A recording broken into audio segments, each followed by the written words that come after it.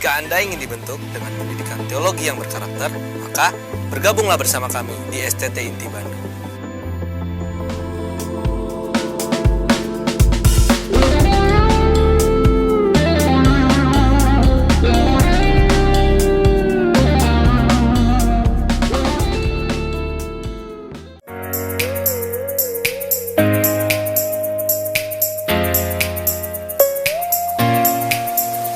Salah satu keberhasilan dari dunia pendidikan adalah adanya keterhubungan antara pendidikan yang ditawarkan dengan perubahan zaman. Inilah yang saya dapati selama saya belajar di STT Inti. STT Inti telah mengajarkan saya untuk berpikir dinamis, kreatif dalam menghadapi perubahan zaman. Materi perkuliahan yang up to date telah membantu saya untuk mengatasi segala tantangan yang saya hadapi selama di dalam pelayanan. STT Inti adalah tempat yang tepat bagi Anda yang tidak hanya ingin dibekali secara akademis, tetapi juga secara praktis. Penekanan pendidikan pada keterampilan pelayanan dan pengembangan karakter merupakan ciri khas STT Inti. Semua pembelajaran yang saya dapatkan selama di STT Inti sangat menolong saya menghadapi dunia pelayanan saya saat ini. STT Inti tempat saya belajar, banyak hal yang saya dapatkan baik untuk mengembangkan talenta karakter maupun pemahaman tentang Alkitab. Itu dapat menolong saya dalam pelayanan di GKPB MDC Silu, Nusa Tenggara Timur. Pendidikan di STT Inti telah mengubah pola pikir dan karakter saya, sehingga sangat membekali saya di dalam ladang pelayanan. Sebelum saya mengikuti perkuliahan di STT Inti, saya merasa jenuh dalam pelayanan saya. Tetapi setelah saya mengikuti perkuliahan, pemahaman akan firman Tuhan semakin kaya dan pandangan saya terhadap kekristenan semakin luas, sehingga memudahkan saya dalam berinteraksi dengan saudara-saudara seiman dari berbagai denominasi, khususnya dalam bidang pelayanan misi. Mari bergabung bersama dengan kami. Mari bergabung bersama kami STT Inti. Mari bergabung bersama dengan kami. Mari bergabung bersama kami.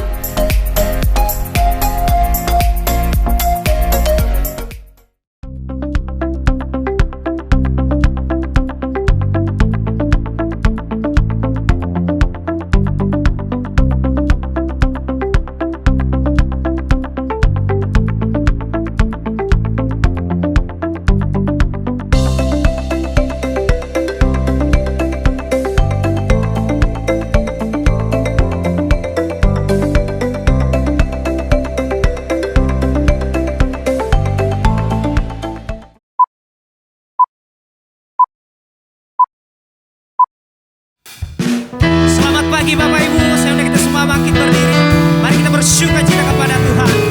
Kita punya Allah yang hebat.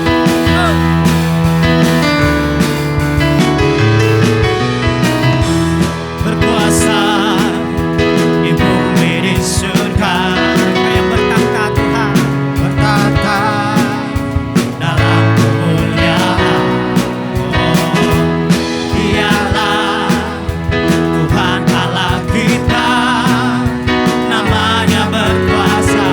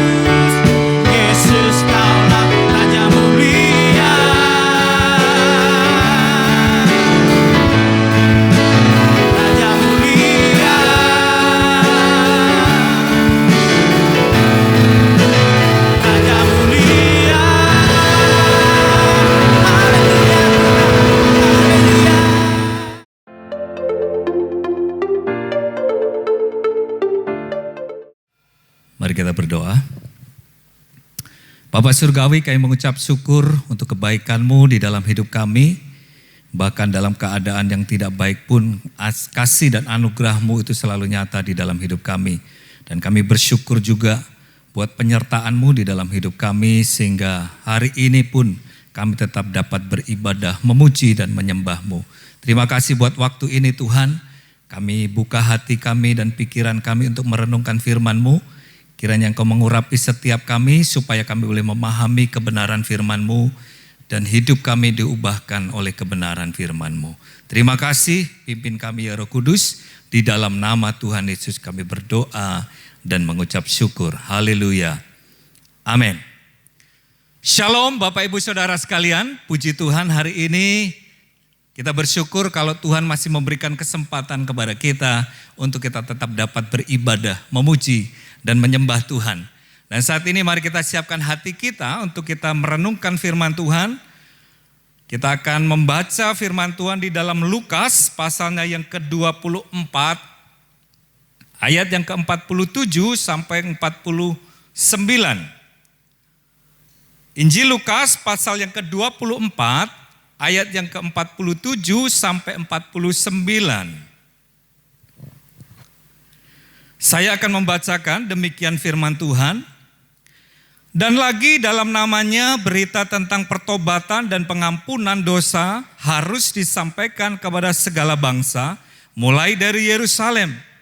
Kamu adalah saksi dari semuanya ini, dan aku mengirim kepadamu apa yang dijanjikan Bapakku. Tetapi kamu harus tinggal di dalam kota ini sampai kamu diperlengkapi dengan kekuasaan dari tempat tinggi. Bapak Ibu Saudaraku yang dikasihi oleh Tuhan, pada saat ini ketika wabah COVID ini menyebar ke seluruh dunia dan termasuk di Indonesia, ada para petugas yang berdiri di garis depan untuk menangani para pasien yang terpapar oleh virus corona ini. Dan orang-orang yang bertugas di garis depan ini, sebelum mereka bertugas, baik itu dokter, kemudian para perawat dan tim kesehatan itu, mereka diperlengkapi terlebih dahulu. Baik secara wawasan, secara pengetahuan, secara keterampilan bagaimana harus menangani pasien yang terpapar virus corona ini. Tetapi juga mereka diperlengkapi dengan yang disebut alat atau baju ya untuk menangkal virus tersebut. Ya, atau yang disebut dengan APD, alat pelindung diri. Jadi alat pelindung diri ini merupakan baju atau pakaian yang berlapis-lapis dan begitu lengkap. Dari baju yang terbuat dari bahan khusus, kemudian sepatu boot, kemudian pelindung wajah, sarung karet yang steril buat tangan, dan itu berlapis-lapis. Hal ini digunakan supaya ketika para petugas medis ini, baik dokter, perawat, dan tim kesehatan yang menangani pasien yang terpapar virus corona ini, mereka tidak tertular. Jadi diperlengkapi sedemikian rupa. Nah Bapak Ibu Saudaraku yang dikasihi Tuhan, karena tugas yang begitu banyak menghadapi tantangan, bahaya, mereka harus diperlengkapi dan dipersiapkan.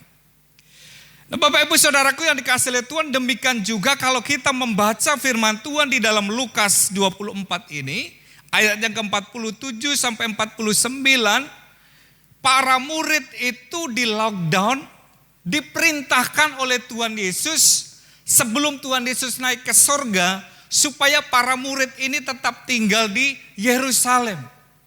Harus tinggal di Yerusalem. Mereka tidak boleh pergi keluar kota. Harus tinggal di kota Yerusalem. Kenapa hal ini? Karena sebetulnya Tuhan Yesus memberikan satu tugas, memberikan satu misi untuk mereka kerjakan, yaitu memberitakan Injil, mengabarkan kabar baik, menjadi saksi akan karya Tuhan Yesus yang telah mati dan bangkit. Dan hal ini disampaikan oleh Tuhan Yesus setelah dia bangkit. Dia menampakkan diri kepada para murid sebelum Yesus naik ke sorga.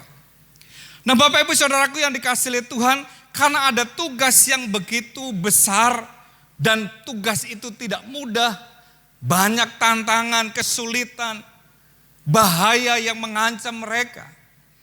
Oleh sebab itu Tuhan Yesus menyuruh kepada para murid untuk tetap tinggal di kota Yerusalem. Karena Tuhan Yesus memberikan janji yang akan diberikan kepada para murid ini, memperlengkapi para murid ini untuk melaksanakan tugas yang diberikan kepada mereka.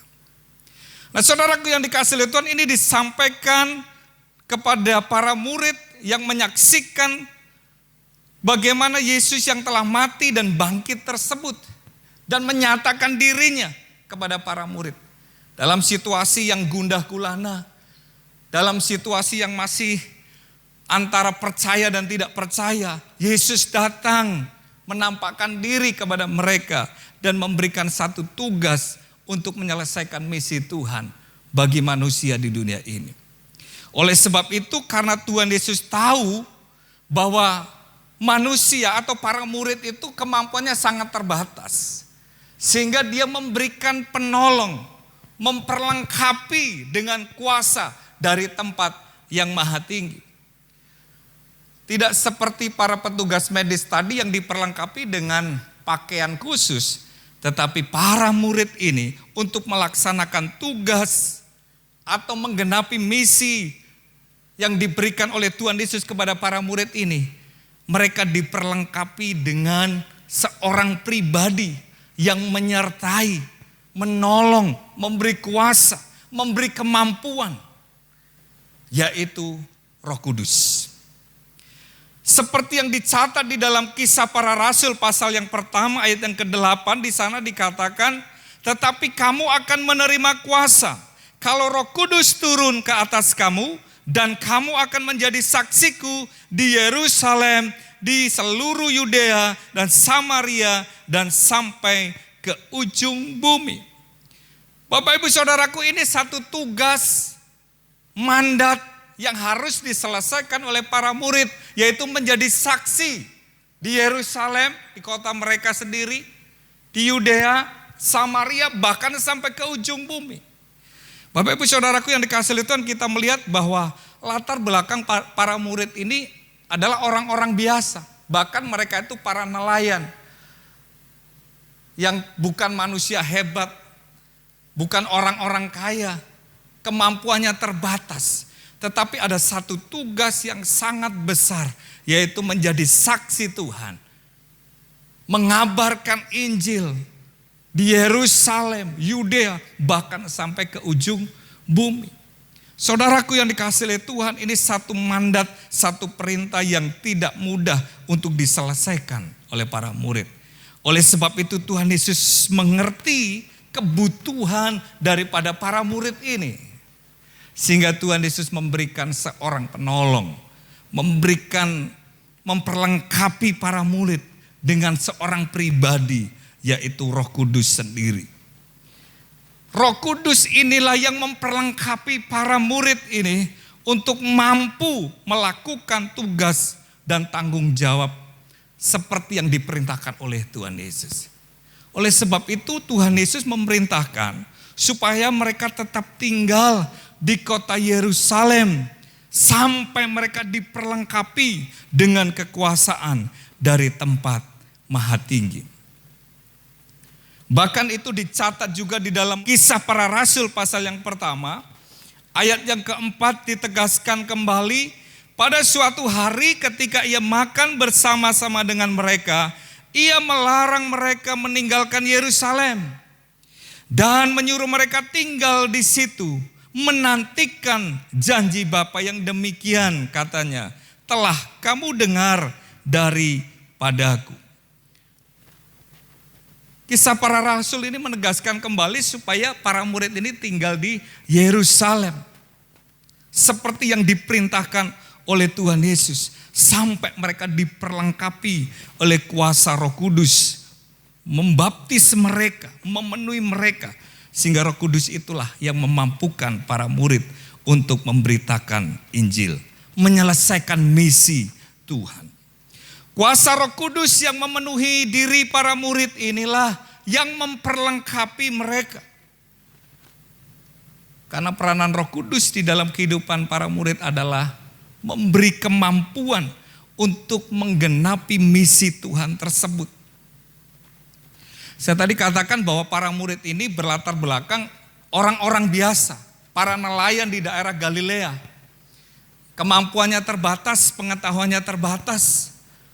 Tetapi mereka dipakai oleh Tuhan ketika kuasa Roh Kudus itu dicurahkan memenuhi hidup mereka.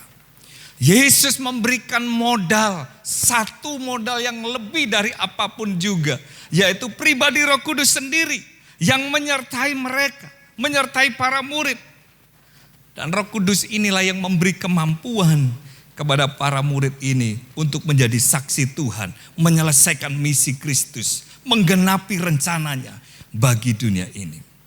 Nah, Bapak Ibu Saudaraku yang dikasihi oleh Tuhan, Roh Kudus inilah yang memperlengkapi para murid ini sehingga mereka memiliki kemampuan untuk menjadi saksi Kristus. Nah, demikian juga setiap kita, setiap orang yang percaya kepada Tuhan, Tuhan memperlengkapi setiap orang percaya dengan Roh Kudus, memberikan kekuatan, memberikan kemampuan untuk kita dapat menyelesaikan tugas dan tanggung jawab yang Tuhan percayakan kepada kita. Terlebih lagi di dalam situasi kondisi yang saat ini sedang kita alami, bukan masa yang mudah, tetapi masa-masa yang sulit. Dan justru di masa-masa yang sulit inilah kita harus mengandalkan Roh Kudus di dalam kehidupan kita. Karena Roh Kudus itu yang memampukan kita, menuntun kita setiap hari. Banyak orang yang hari-hari ini mengalami kesulitan di dalam hidup. Ada yang kehilangan pekerjaan. Ada yang sakit karena terpapar oleh virus corona ini. Ada juga yang kesulitan di dalam membangun relasi dengan orang lain karena terbatas. Ada juga yang kehilangan, berduka cita karena kehilangan anggota keluarganya. Dan untuk melewati masa-masa ini bukan masa-masa yang mudah. Karena itu Roh Kudus yang Tuhan janjikan itu, seperti yang dijanjikan kepada murid, itulah yang memampukan mereka. Dan itu juga yang memampukan setiap orang yang percaya untuk melewati setiap masa yang sulit sekalipun. Dan bukan hanya Roh Kudus memberikan kemampuan kepada para murid untuk menjadi saksi Kristus, tetapi Roh Kudus itu juga yang memperlengkapi para murid untuk dipakai oleh Tuhan dengan penuh kuasa. Diperlengkapi dengan kuasa. Kalau kita melihat bagaimana kehidupan para murid yang tadinya orang-orang yang biasa ini, dipakai oleh Tuhan untuk menjadi saksi Tuhan, mengadakan tanda-tanda dan mujizat. Kalau kita baca di dalam Kisah Para Rasul, di situ dijelaskan bagaimana begitu banyak mujizat yang dikerjakan oleh Petrus, oleh para murid. Karena mereka diberikan kuasa, yaitu Roh Kudus yang memampukan mereka. Seperti janji Tuhan tadi di dalam Kisah Para Rasul 1 ayat yang ke-8. Tetapi kamu akan menerima kuasa kalau Roh Kudus turun ke atas kamu. Dan kamu akan menjadi saksiku di Yerusalem, di seluruh Yudea dan Samaria sampai ke ujung bumi. Bapak Ibu Saudaraku yang dikasihi oleh Tuhan, ketika para murid ini mendengar janji yang disampaikan oleh Tuhan Yesus dan diperintahkan untuk tidak meninggalkan kota Yerusalem, tetap tinggal di kota, menantikan janji Bapa tersebut. Kita melihat bagaimana respon para murid ini, mereka menantikan hal itu. Dan akhirnya janji yang Tuhan berikan itu digenapi pada hari Pentakosta. Ketika 120 murid berdoa di loteng Yerusalem pada hari Pentakosta, Roh Kudus dicurahkan atas mereka. Dibaptis dengan Roh Kudus. Mereka mengucapkan bahasa asing. Dan mereka diperlengkapi oleh kuasa yang daripada Tuhan sendiri. Dan ketika mereka berbahasa roh itu saudara, Banyak orang melihat aneh. Dan mereka berpikir ini orang-orang pada mabuk anggur. Tetapi kita lihat Petrus berdiri dan berkhotbah. Menyampaikan kebenaran firman. KKR. Dan kita lihat Petrus yang pernah menyangkal Yesus.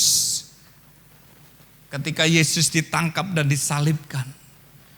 Diubahkan oleh Tuhan. Diperlengkapi oleh kuasa Roh Kudus itu. Dan dia berkhotbah dengan kuasa. 3.000 orang bertobat. Memberikan diri dan dibaptis pada hari itu. Saudaraku yang dikasihi oleh Tuhan, kita melihat di sini bagaimana kuasa Roh Kudus itu bekerja di dalam diri para murid. Memberikan kemampuan. Bahkan mujizat demi mujizat terjadi. Orang lumpuh disembuhkan. Ketika Petrus masuk ke bait Allah, ada orang lumpuh di depan pintu gerbang bait Allah itu. Dan Petrus berkata, emas dan perak tidak ada padaku. Tetapi demi nama Yesus, orang Nazaret itu berjalanlah. Dan ketika Petrus mengucapkan itu, orang yang lumpuh ini berdiri, berjalan, sembuh, saudara. Mujizat terjadi. Kenapa? Karena Petrus penuh dengan Roh Kudus. Roh Kudus yang memberikan kuasa. Mujizat-mujizat yang lain terjadi. Bahkan ketika Petrus melayani orang-orang yang sakit dibawa di pinggir jalan raya, saudara. Mereka berdoa supaya ketika Petrus lewat, bahkan kena bayangannya pun mereka sembuh. Kita melihat bagaimana kuasa Tuhan dinyatakan. Orang sakit disembuhkan. Orang lumpuh berjalan, orang buta melihat. Karena apa? Karena mereka diperlengkapi oleh kuasa Roh Kudus. Sehingga sanggup melakukan hal-hal yang di luar kemampuan manusia. Ada kuasa Tuhan yang dinyatakan. Setiap hari jumlah mereka dilipat gandakan. Dari 3.000, 5.000, kemudian terus bertambah. Mujizat terjadi, kuasa Tuhan dinyatakan. Saudaraku yang dikasihi oleh Tuhan, kita melihat di sini bahwa kalau Roh Kudus itu dicurahkan, janji itu digenapi oleh Tuhan di dalam kehidupan para murid. Sehingga mereka punya kemampuan untuk menjadi saksi Tuhan. Mereka diperlengkapi dengan kuasa untuk melakukan tanda-tanda heran, mujizat-mujizat. Dan saya percaya bahwa setiap orang yang percaya kepada Tuhan, saya dan saudara pun akan mengalami hal yang sama ketika Roh Kudus itu memenuhi hidup kita. Amin. Roh Kudus yang memenuhi hidup kita itu yang memampukan kita untuk menjadi saksi Tuhan. Roh Kudus yang diperlengkapi di dalam kehidupan kita itu memampukan kita untuk melakukan hal-hal yang di luar kemampuan kita. Penuh dengan kuasa. Itulah yang Tuhan kehendaki, yang Tuhan mau supaya kita hidup senantiasa penuh dengan Roh Kudus. Roh yang memampukan kita, roh yang memberi kuasa untuk kita melakukan tanda-tanda ajaib yang seperti Tuhan kerjakan pada diri murid ini. Bukan hanya kuasa untuk melakukan mujizat, tetapi kuasa juga untuk hidup berkemenangan.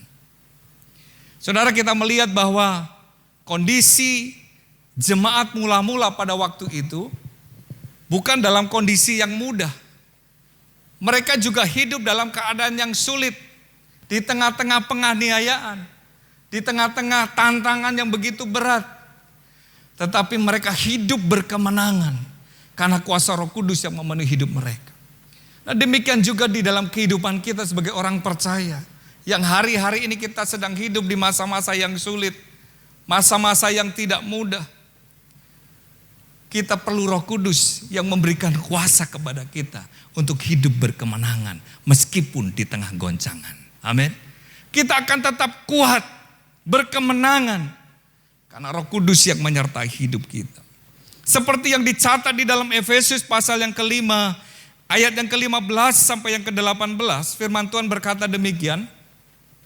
Efesus pasal yang kelima, ayat yang ke-15 sampai yang ke-18, Rasul Paulus mencatat, karena itu perhatikanlah dengan seksama bagaimana kamu hidup. Janganlah seperti orang bebal, tetapi seperti orang arif. Dan pergunakanlah waktu yang ada, karena hari-hari ini adalah jahat. Sebab itu janganlah kamu bodoh, tetapi usahakanlah supaya kamu mengerti kehendak Tuhan. Ayat yang ke-18, dan janganlah kamu mabuk oleh anggur, karena anggur menimbulkan hawa nafsu, tetapi hendaklah kamu penuh dengan Roh Kudus.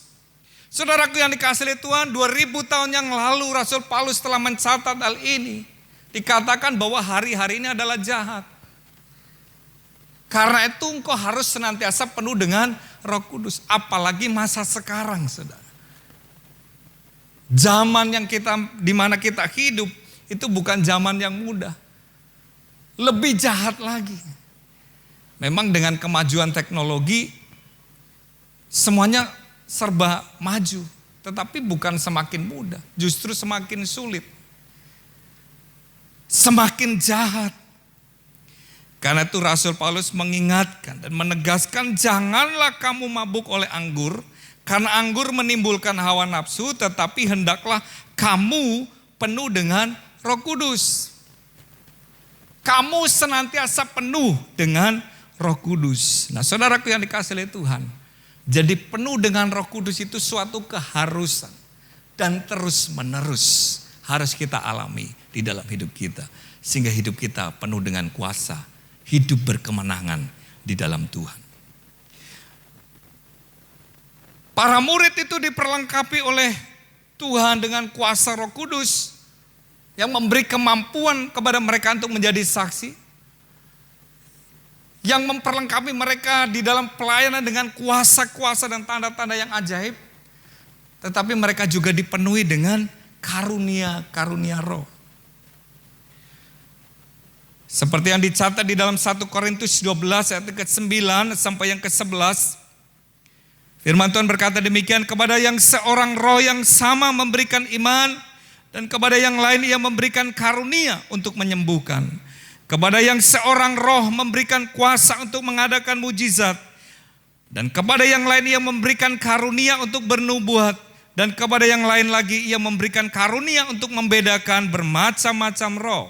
Kepada yang seorang ia memberikan karunia untuk berkata-kata dengan bahasa roh. Dan kepada yang lain ia memberikan karunia untuk menafsirkan bahasa roh itu. Tetapi semuanya itu dikerjakan oleh Roh yang satu dan yang sama, yang memberikan karunia kepada tiap-tiap orang secara khusus seperti yang dikehendakinya. Roh Kudus itu memberikan karunia-karunia sehingga pelayan itu makin efektif. Itu yang diberikan oleh Tuhan, oleh Roh Kudus kepada para murid. Nah, demikian juga di dalam kehidupan kita sebagai orang yang percaya kepada Tuhan. Yang hidup di zaman sekarang ini, Roh Kudus itu bekerja memberikan karunia-karunia kepada setiap orang secara khusus seperti yang dikehendakinya. Dan karunia itu kita gunakan untuk memuliakan Tuhan. Jadi itulah 3 hal kenapa para murid ini perlu untuk diperlengkapi dengan kuasa Roh Kudus. Karena Roh Kudus itu yang memampukan mereka untuk menjadi saksi Tuhan. Roh Kudus yang memberikan kuasa kepada para murid. Roh Kudus yang memberikan karunia-karunia kepada para murid. Dan ini juga dapat kita alami sebagai orang yang percaya kepada Tuhan. Amin.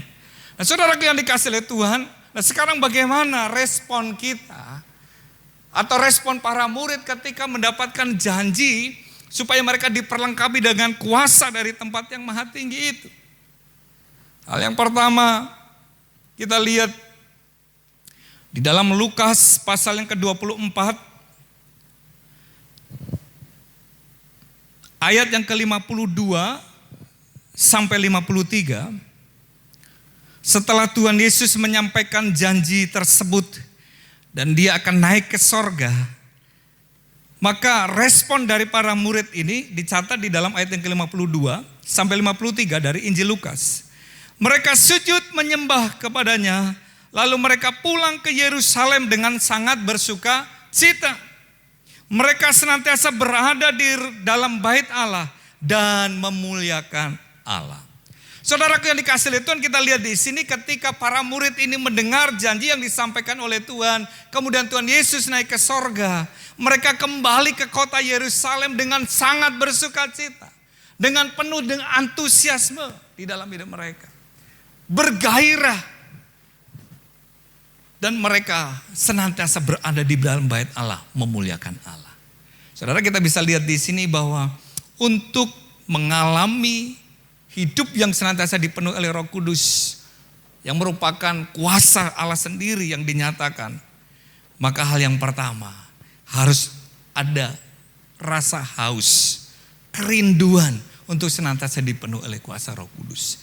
Kita melihat di sini bagaimana para murid ini meresponi apa yang diperintahkan oleh Tuhan, supaya mereka tidak pergi meninggalkan kota Yerusalem, dan mereka meresponi itu. Mereka kembali ke kota dengan sukacita, dengan satu pengharapan, dengan satu kerinduan, dengan satu kehausan, supaya janji itu digenapi di dalam hidup mereka. Dan akhirnya Tuhan genapi pada hari Pentakosta.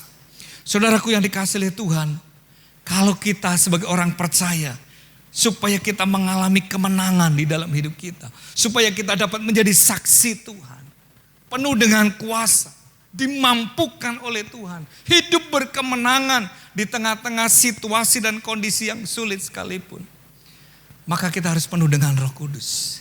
Dan untuk mengalami itu, kita harus selalu memiliki kerinduan dan kehausan untuk senantiasa dipenuhi oleh Roh Kudus. Firman Tuhan di dalam Yohanes pasal yang ke-7 ayat 37 sampai 39 berkata demikian. Dan pada hari terakhir, yaitu pada puncak perayaan itu, Yesus berdiri dan berseru, barang siapa haus, baiklah ia datang kepadaku dan minum. Barang siapa percaya kepadaku seperti yang dikatakan oleh kitab suci, dari dalam hatinya akan mengalir aliran-aliran air hidup. Yang dimaksudkannya ialah roh yang akan diterima oleh mereka yang percaya kepadanya. Sebab roh itu belum datang karena Yesus belum dimuliakan.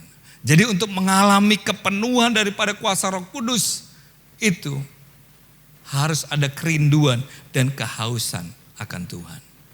Mari hari-hari ini kita lebih banyak tinggal di rumah, stay at home. Kita membangun kehidupan kita untuk membangun relasi dengan Tuhan. Miliki kerinduan dan kehausan untuk senantiasa dipenuhi oleh Roh Kudus di dalam hidup kita. Dan saya percaya ketika Roh Kudus itu memenuhi hidup kita, maka kita akan mampu melewati masa-masa yang sulit sekalipun, karena Tuhan menyertai kita. Dan hal yang kedua, selain mereka itu penuh dengan antusias dan kerinduan dan kehausan untuk mengalami janji Tuhan tersebut, hal yang kedua dicatat di dalam Kisah Para Rasul pasal yang pertama ayat yang ke-14.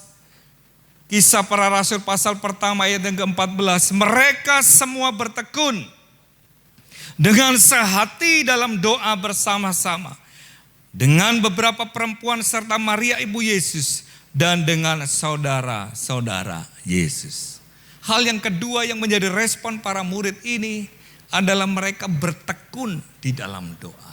Bukan hanya sekedar berdoa, tetapi bertekun, ada ketahanan, ada kerinduan, ada kesungguhan di dalam mereka menantikan janji Tuhan itu.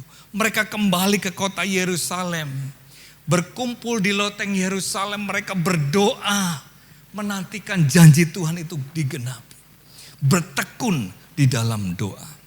Dan akhirnya ketika mereka bertekun di dalam doa, janji Tuhan itu dicurahkan pada hari Pentakosta. Roh Kudus dicurahkan atas hidup para muridnya. Dan mereka dipakai oleh Tuhan menjadi saksi Tuhan yang luar biasa. Nah, Bapak Ibu Saudaraku yang dikasihi Tuhan, demikianlah juga seharusnya kita sebagai orang yang percaya. Mari kita terus membangun kehidupan kita. Berdoa kepada Tuhan. Bertekun di dalam doa. Bukan hanya sekedar doa atau doa yang kebiasaan atau rutinitas saja. Tetapi ada kerinduan, ada ketekunan, ada kesungguhan di dalam kita berdoa. Supaya janji Tuhan itu juga dicurahkan di dalam diri kita. Roh Kudus itu juga memenuhi hati kita. Sehingga kita juga dapat menjadi saksi Tuhan.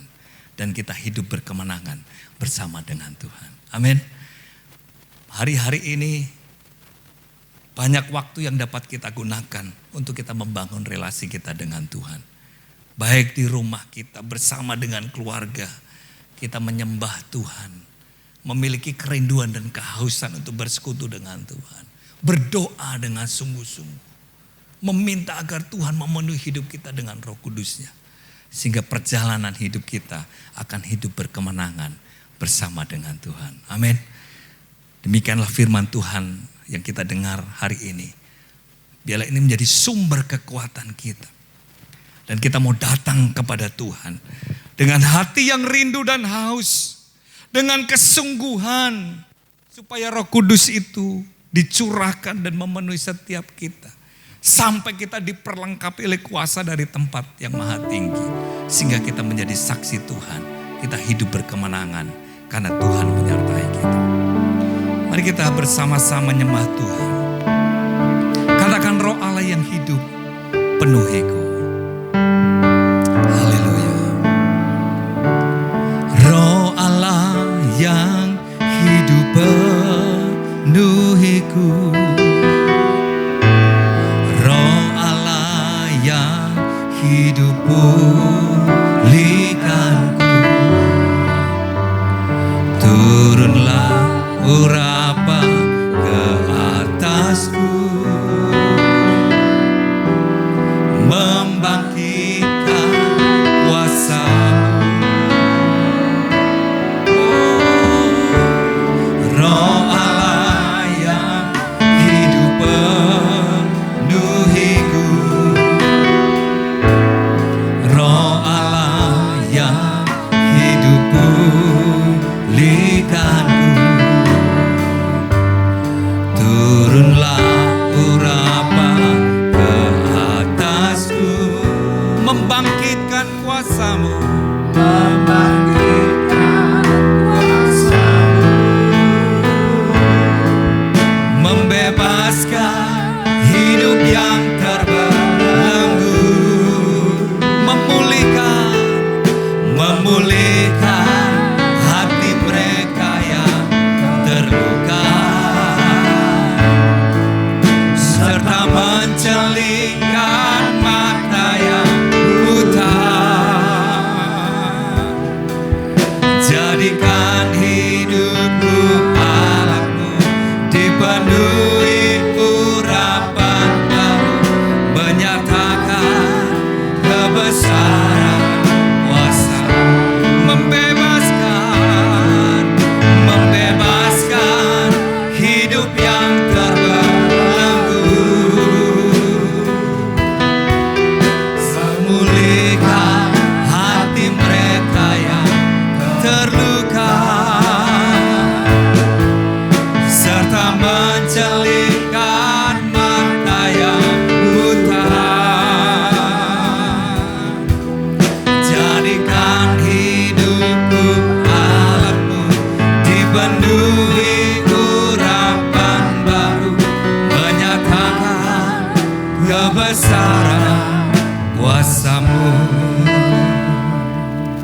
Bapak Ibu Saudaraku yang dikasihi oleh Tuhan, kalau hari ini engkau rindu untuk diperlengkapi oleh kuasa dari tempat yang maha tinggi, mari engkau datang kepada Tuhan dengan hati yang rindu dan haus akan Dia.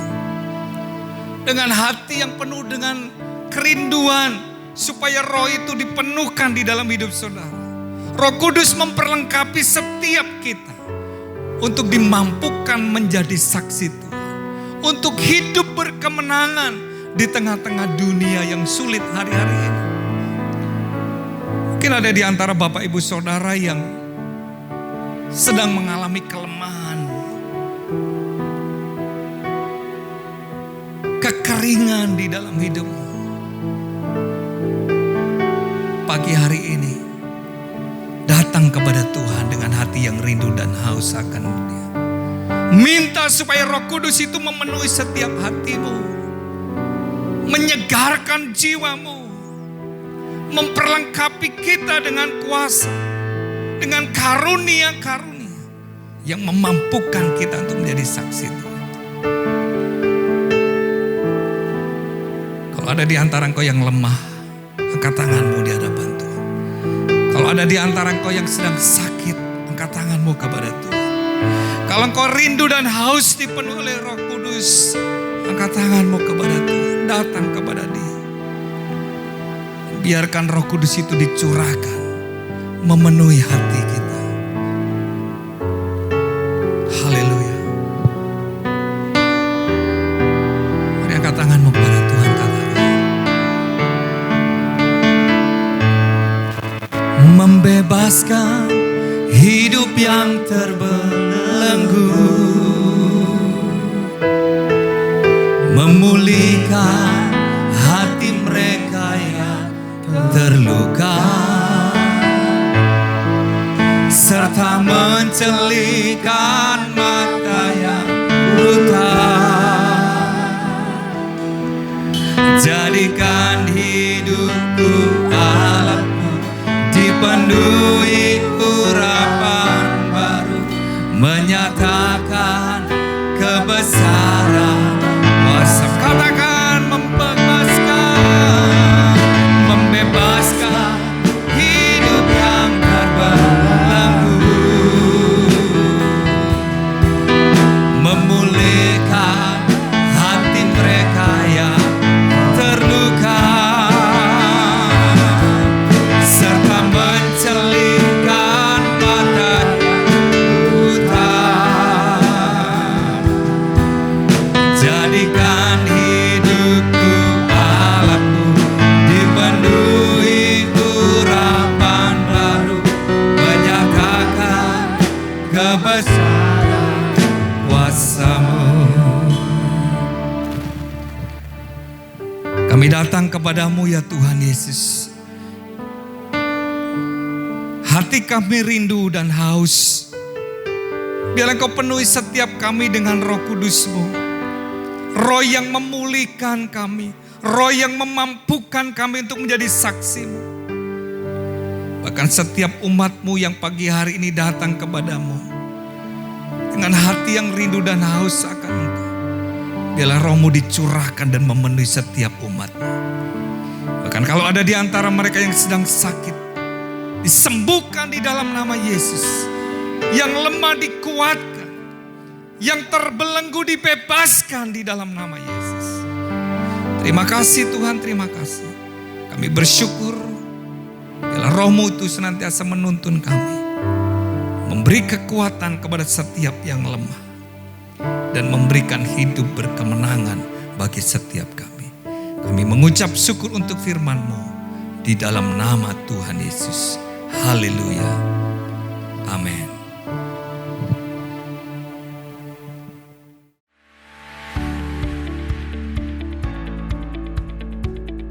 Salam Bapak Ibu, hari ini kita telah ibadah secara online.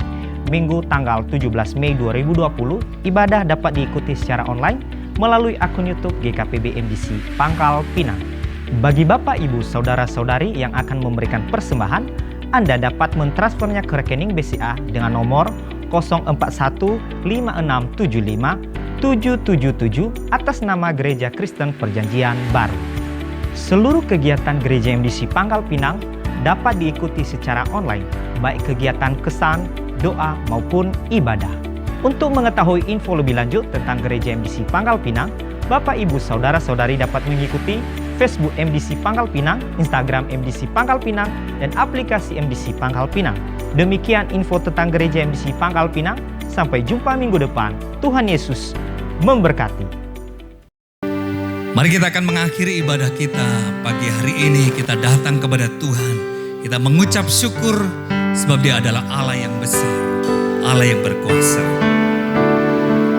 Sebab Kau besar, perbuatan-Mu ajaib, tiada seperti Engkau,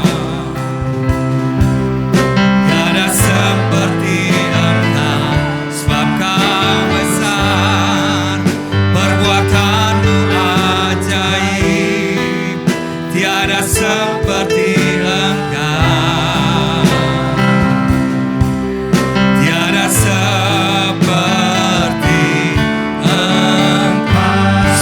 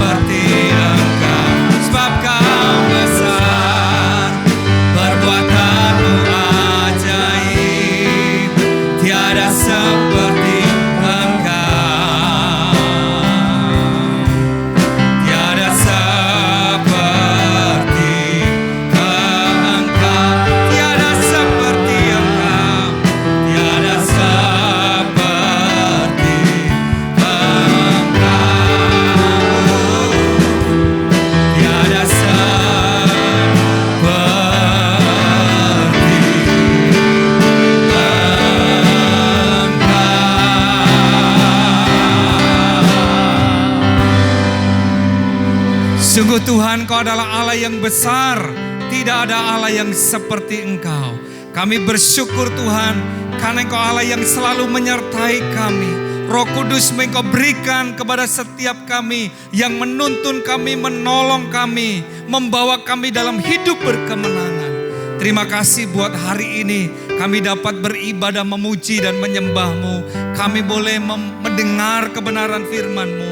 Dan setiap kami disegarkan. Hidup kami dipenuhi dengan Roh-Mu ya Tuhan. Yang memperlengkapi kami untuk hidup menjadi saksi-Mu di tengah-tengah dunia ini. Untuk hidup di dalam kemenangan di tengah-tengah masa yang sulit hari ini. Terima kasih Tuhan buat hari ini. Dan sebentar kami akan mengakhiri ibadah kami. Kami akan pulang kembali bersama dengan keluarga kami. Melakukan setiap aktivitas dan kegiatan kami sepanjang hari ini. Kiranya Tuhan memberkati setiap kami. Mari Bapak Ibu Saudaraku yang dikasihi oleh Tuhan. Arahkan hatimu kepada Tuhan. Dan angkat tanganmu kepada Dia untuk menerima berkat yang daripada Tuhan. Kiranya berkat dari Allah Bapa, kasih dan cinta dari Tuhan Yesus Kristus, dan persekutuan yang manis oleh Roh Kudus menyertai dan menuntun setiap saudara mulai saat ini sampai Maranatha. Setiap kita yang telah menerima berkat daripada Tuhan, katakan bersama, amin. Selamat pagi, selamat hari Minggu. Tuhan Yesus memberkati.